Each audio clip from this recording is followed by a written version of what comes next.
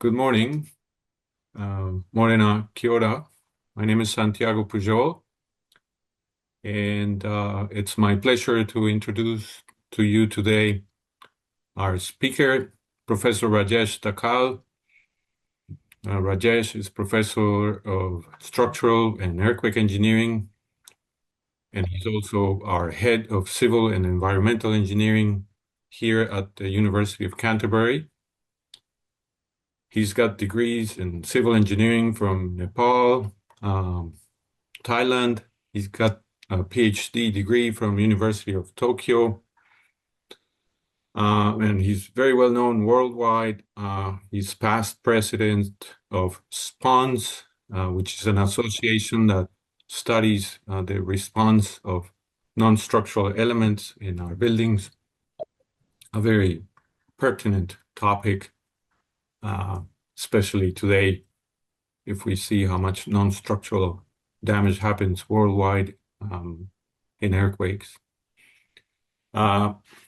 He's received a big number of awards from NZSEE and other associations. He's a fellow of NZSEE. He's editor-in-chief of the NZSEE Bulletin. So we're very lucky to have Rajesh here with us. And I'd like to thank him for taking the time to do this from Portland, where he's attending the EERI conference. Rajesh is going to talk to us about, again, a very pertinent topic. He's going to talk to us about low damage seismic design and retrofit of precast floors. Low damage is key today. You know, the images that are coming from Venezuela tell us that buildings too often see too much damage or exhibit too much damage after earthquakes. And I think Rajesh is going to share with us here some very interesting ideas on a possibility, an option to try to reduce the amount of damage that earthquakes cause. So again, Rajesh, thank you so much. Thank you, Santiago, and Morena, kia ora, everyone. Good morning to all people joining from New Zealand. I'm here in Portland, where it is afternoon now.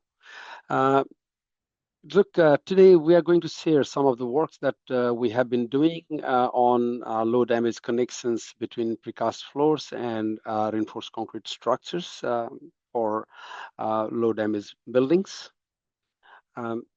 So as we all know, we design our buildings not to remain elastic, but actually go inelastic in larger earthquakes. And in strong earthquakes, invariably, buildings are expected to behave inelastically. And we have our structural systems designed and detailed to accommodate that inelastic demand. And the structural system can be anything from moment resisting frame to brace frame to walls made of different materials, but the fundamental philosophy remains the same. And we all know, like when it comes to concrete buildings, damage, especially these damage that is caused by plastic deformation, they are not easy to repair, and they have led to many buildings being demolished after recent major earthquakes. Some of the photos I have shown here, but what we all know is actually for building demolition, one of the major factors in the decision making is comes down to damage to floors, which are even more challenging to repair and restore. We have seen those from many recent earthquakes in New Zealand and overseas as well.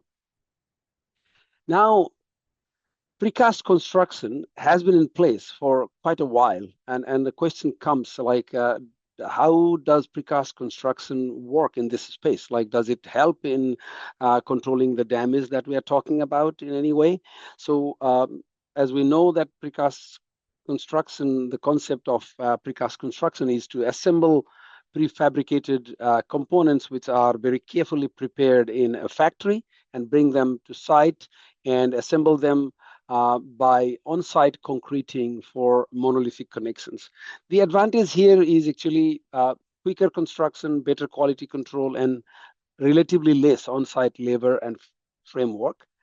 However, because the way that we connect our precast elements on site requires on-site concreting and leads to monolithic connections, that limits the advantage that we are looking for.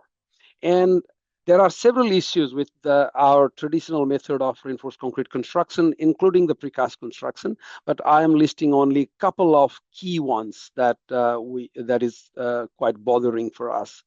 First is actually all these monolithic structures, be them precast concrete structures or even the traditional reinforced concrete structures, they require demolition after they get damaged, or when they come to the end of life, or an owner decides to change the structure and build something else.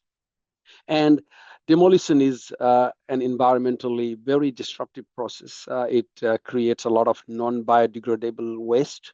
It is a time-taking process, costs large amount of money and energy. I've given some quantitative measure of those disruptions here as an example.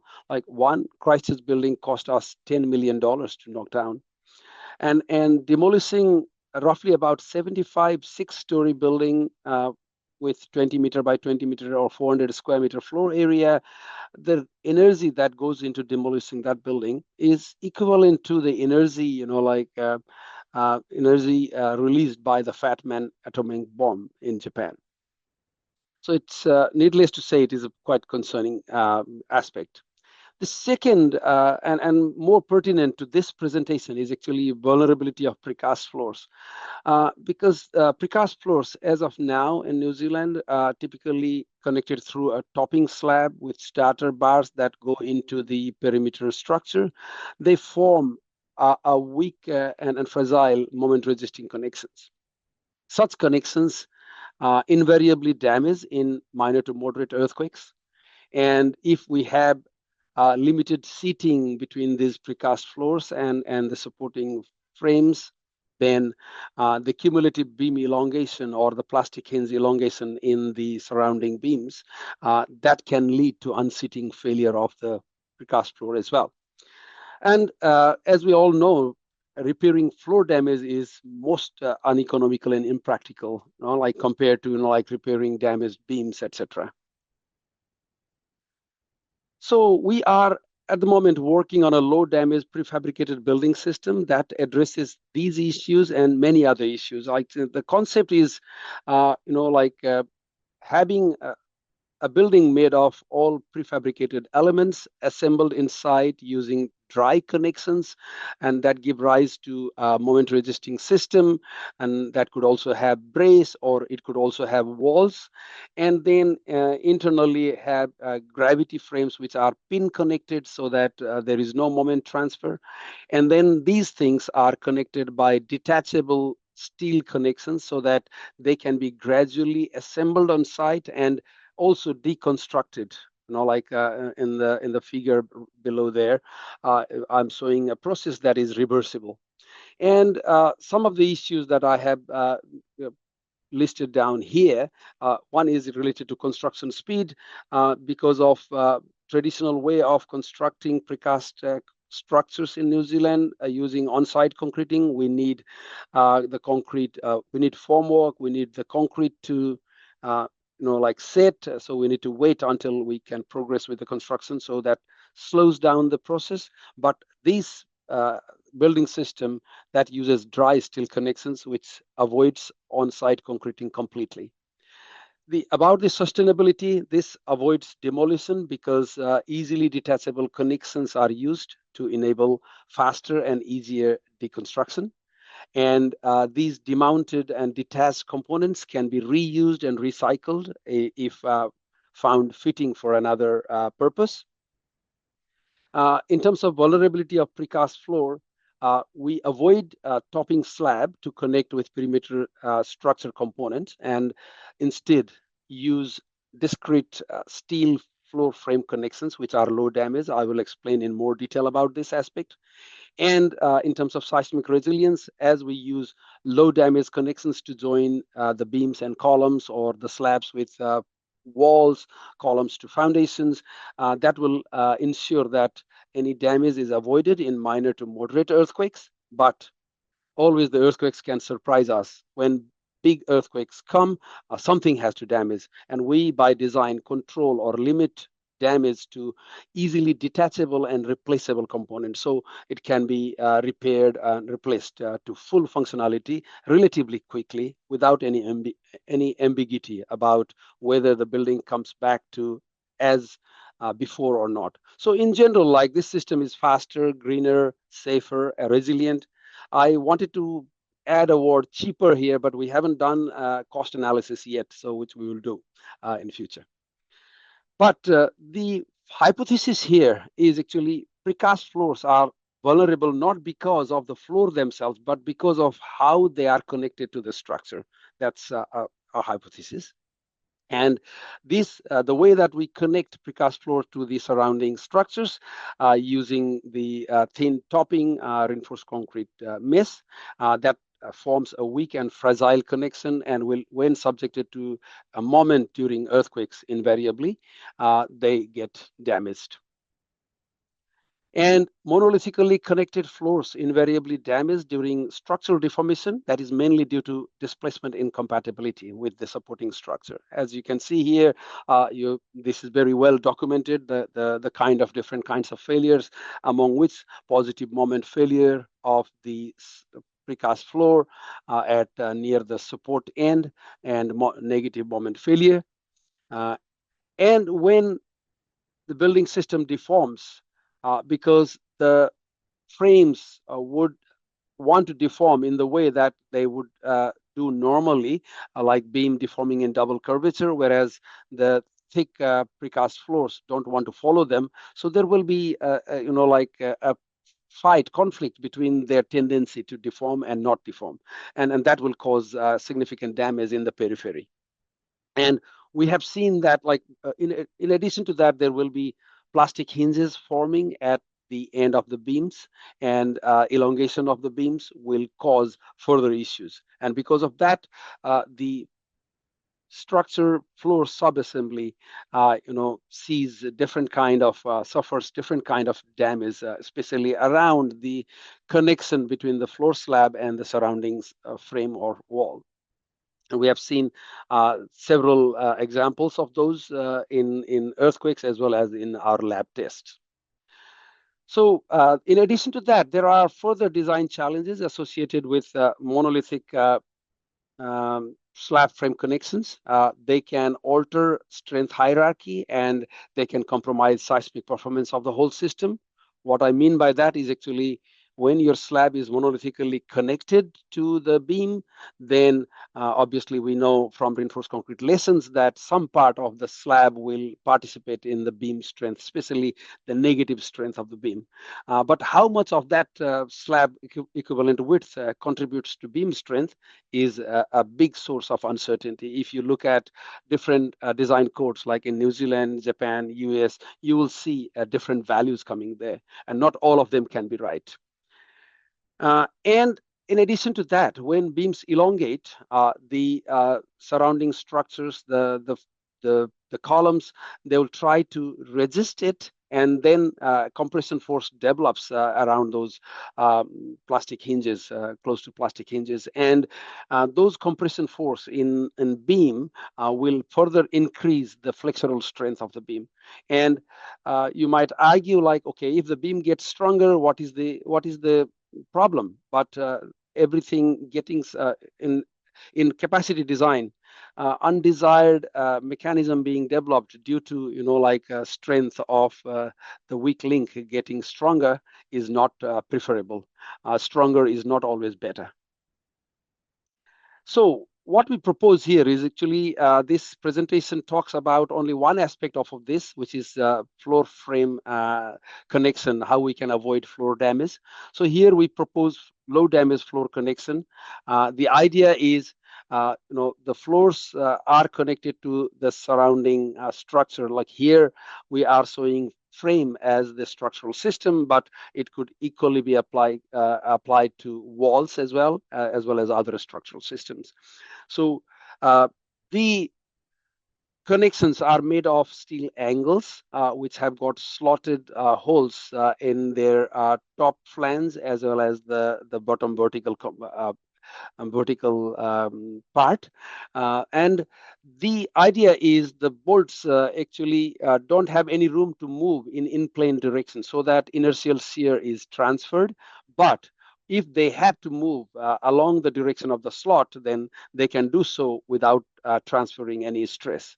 So at the end, as gravity may need to be transferred in the extreme case of seating being lost, we have put stiffeners at the two ends of it, so that at least that has better stability. But along the side, we don't need that connection to resist any gravity action, right?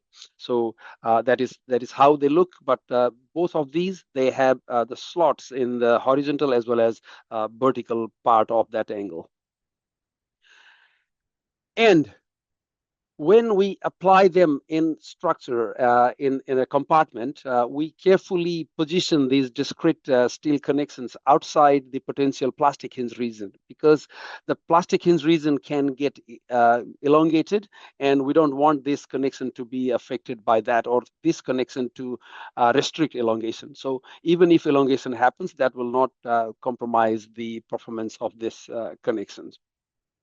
And they allow relative vertical movement, elongation, as well as rotation. Like, for example, you can see there that when the rotation is clockwise or anti-clockwise in both direction, there is enough room for this system to accommodate that without transferring stresses from the surrounding structure to the floor. And similarly, at the end as well, like both positive and negative rotation can be accommodated by this mechanism by taking advantage of the slots that we have on those connections. The slotted holes, they accommodate the displacement demand and help prevent damage to floors. So this positive moment failure that we have seen documented in our traditional construction doesn't happen anymore. The negative moment connection also can be catered without inducing any damage to the floor slab. And if you look at the side connection, the side connection also has got enough room for the displacement compatibility or incompatibility to be addressed, to be accommodated, so that no force is transferred through the connection to the web of those floors. Even we look at very vulnerable. The most vulnerable of them is hollow core floor slab, and even in hollow core units, actually, those we don't see that being transferred. And as I said earlier, the connections transfer inertial forces and provide diaphragm action. So between different units, we can have connections, either tongue and groove connection, or even steel plated connections to make sure that the different units work as integrated floor.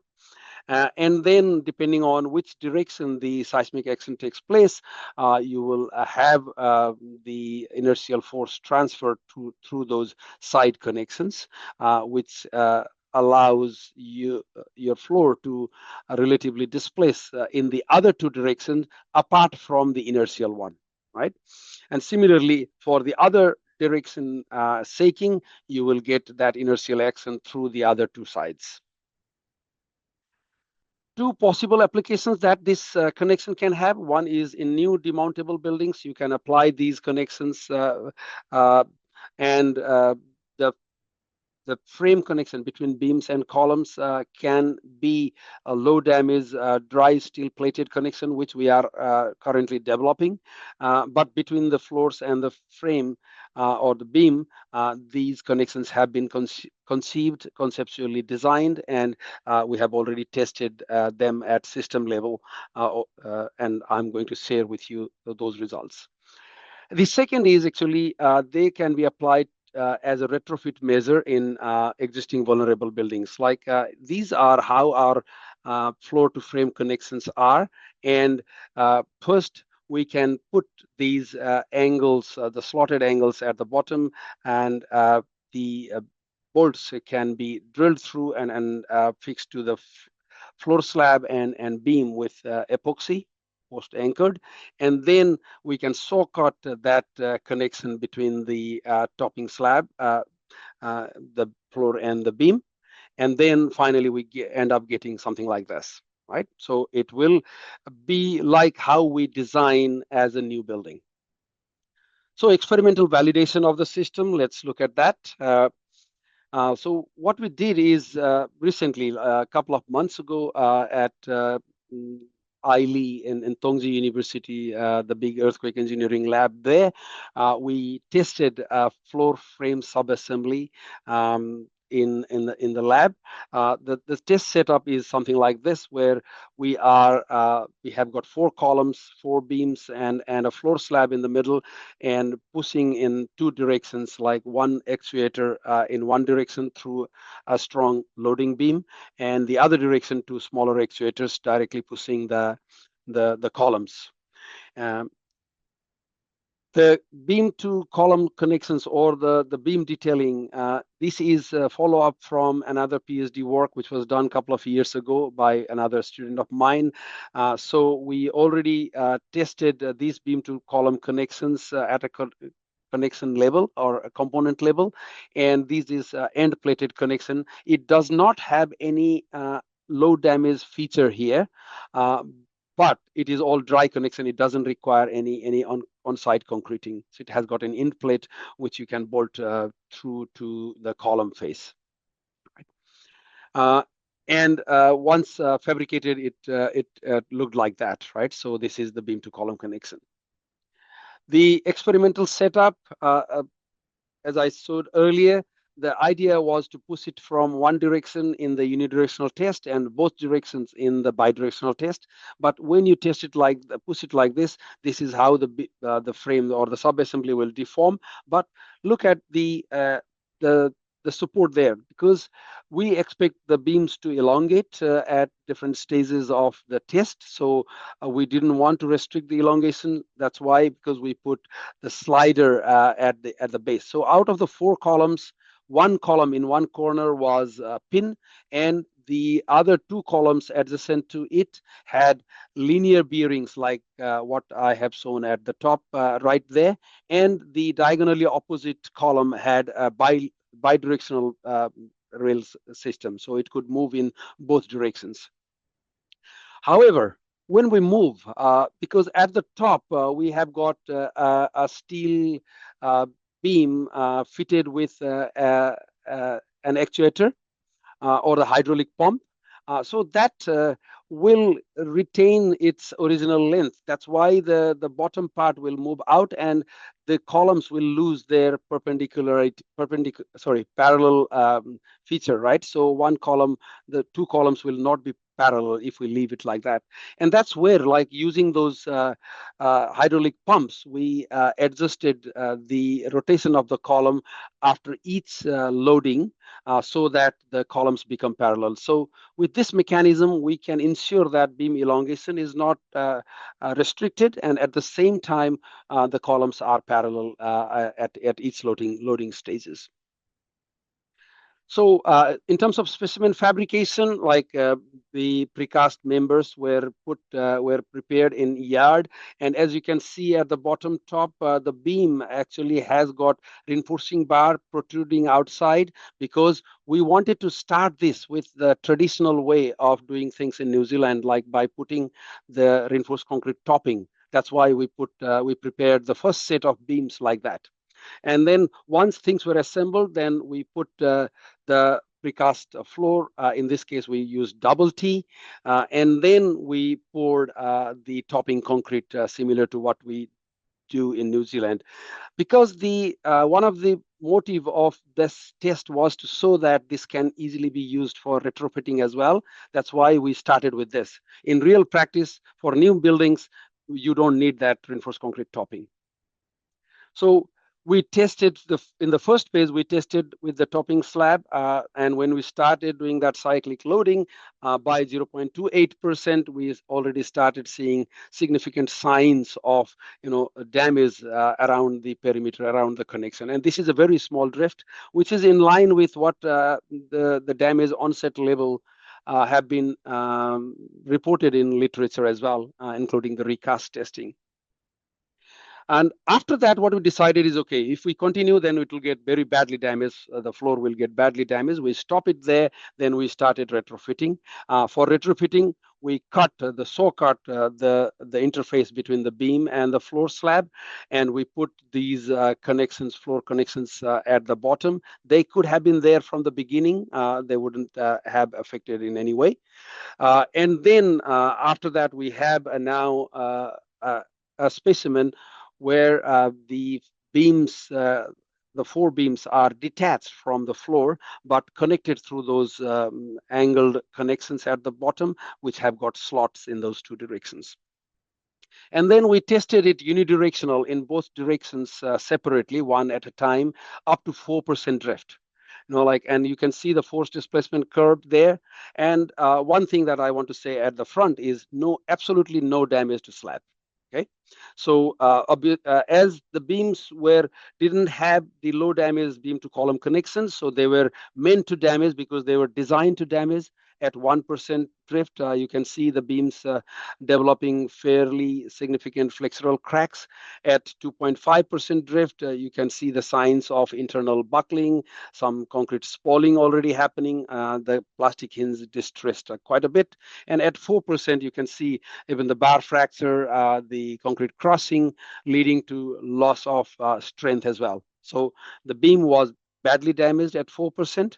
But when you look at the beam to floor connection, nothing was transferred to the floor, right?